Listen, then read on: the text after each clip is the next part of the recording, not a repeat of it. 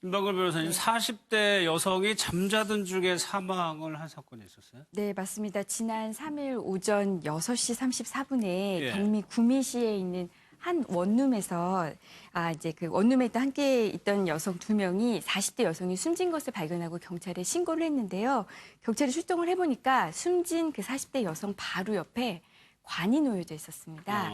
이 관이 놓여진 이유는 무엇이었냐면요. 지금 이 여성들은 한 4, 5일 전부터 이 원룸을 빌려서 함께 생활을 했다고 해요. 이 관에 누워서 이게 사후 체험을 진행을 했다고 해요. 하면서 그렇게 하면은 애군을 없앨 수 있었다고 합니다. 이런 종교 의식을 행했다고 하는데요.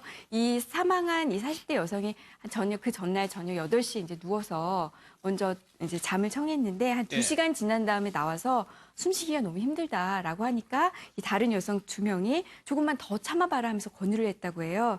그러나 이제 그 아침에 이렇게 사망한 채로 발견이 된 거죠. 예. 하정우 변호사님, 사후 체험, 애군을 쫓는다? 이런 게 목적이었다는 거잖아요, 지금. 그러니까 이제 그게 좀 이상한데, 그러니까 이 여성분들이 이제 3명인데 예. 그 전부터 모임을 하다가 한 일주일도 채 되지 않은, 그러니까 바로 직전에 구미 지역에 여기를 이제 방을 잡아가지고 이런 행위를 했다는 거죠. 그 전에 그냥 연락만 하고 예, 지내다가. 근데 주소지도 구미도 아니었다는 거예요. 그래서 왜 구미를 갔을까?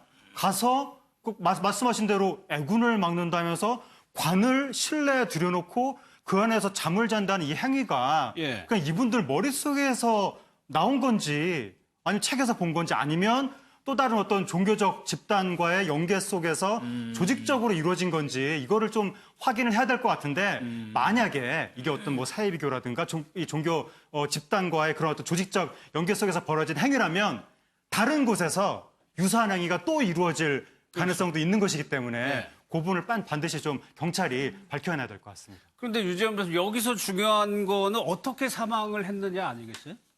그렇습니다. 이 부분에 대해서는 뭐 국가수라든가 어떤 그 과학적 수사 기법이 들어갈 것 같은데요. 최근에 굉장히 그 밤에도 뭐 29도가 넘는 이제 뭐 초열대야 현상까지 있고 이 지금 사건에 대해서는 물론 뭐 자의적으로 본인이 누웠을 가능성도 크지만 누가 보고 있는데 본인이 누워 있어야만 했고 약간 강요받은 현장이 있을 것 같고요. 대법원 판례 중에 유명한 사건이 안수기도 사건이라고 있습니다.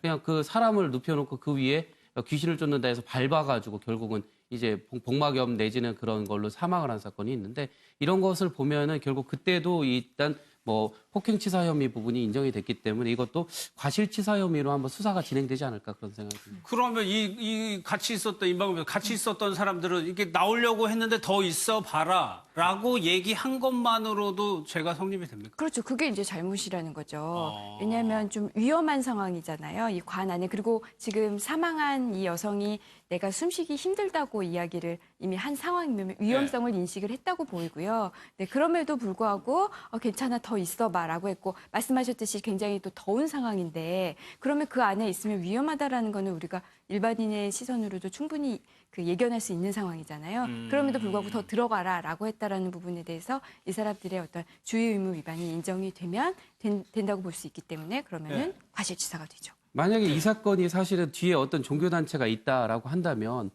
그 사람의 경우에는 이제 공모 공동정모까지도 될 수 있거든요. 누군가 배후에 있다면? 그렇죠. 그러니까 누군가 논의를 하고 이제 이야기를 해서 계획을 짰지만 실질적으로 가서 행위를 하지 않아도 이것은 기능적 행위 지배가 인정된다 해서 대법원에서 그 책임을 인정되는 사례가 있습니다. 특히 조폭 두목이 지시를 해놓고 그 중간 보스들이 가서 실행을 해도 책임을 인정할 수 있는. 그래서 이 사건은 굉장히 앞으로 추이가 주목이 됩니다. 그러니까 말씀하신 거는 요 지금 자리에 있는 그 2명의 사람 외에도 이 사람들이 3명이 그냥 자발적으로 한 것인지 아니면 그 위에 다른 사람이 지도를 한 거죠. 세 사람은 가서 이런 행위를 해라 해서 애군을 없애라 이런 사람이 있다라면 그 사람까지 같이 과실치사로 인정될 수 있겠다는 이제 취지의 말씀이죠. 아니 근데 관에 들어갔다고 하더라도 그 외부에서 이걸 못 나오게 누른다고 못 자국이 이제 없다는 거 자발적으로 나올 수 있잖아요. 그 자기가 숨 막히면.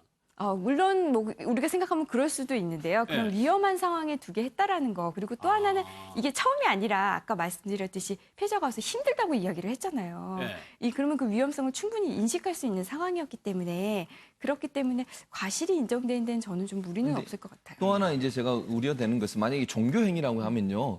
저거를 개인이 그냥 뭐 그냥 죽음 체험 이러면 나올 수 있어요. 예. 근데 종교적 행위라고 두 사람이 어떤 종교적으로 저 사람을 일정 부분 통제하거나 아니면 리드할 수 있는 권한을 갖고 있다고 이 하면 세 명 간에? 그렇죠. 그러면은요 거기 있어야 된다 이렇게 얘기했을 가능성이 있어요. 그러니까 참으라고 했다고 그러잖아요. 일단 힘들다고 했는데 참으라고 했다면 이건 종교 의식으로서 뭔가를 얘기했다고 하면 이 참는 것이 종교적으로 본인한테 바람직하다라고 생각했을 가능성이 있다는 거죠. 그러니까 의지적으로 나와야 됨에도 불구하고 참아야 본인이 뭐 어떤 형태의 종교적인 어떤 성취를 얻어낼 수 있다고 판단했다고 하면 스스로 나오려는 의지가 없었을 가능성이 있어요. 그러다가 의식을 잃었을 가능성이 있고 지금 요즘 얼마나 덥습니까? 이 온열 질환이 나타났을 가능성이 있고 질식사했을 가능성이 있고 산소가 부족할 수 있잖아요. 엄청나게 더운 날씨에 그런 부분 때문에 의식을 잃고 결국은 빠져나오지 못하는 상황까지 갔을 가능성도 있다고 보여집니다. 알겠습니다.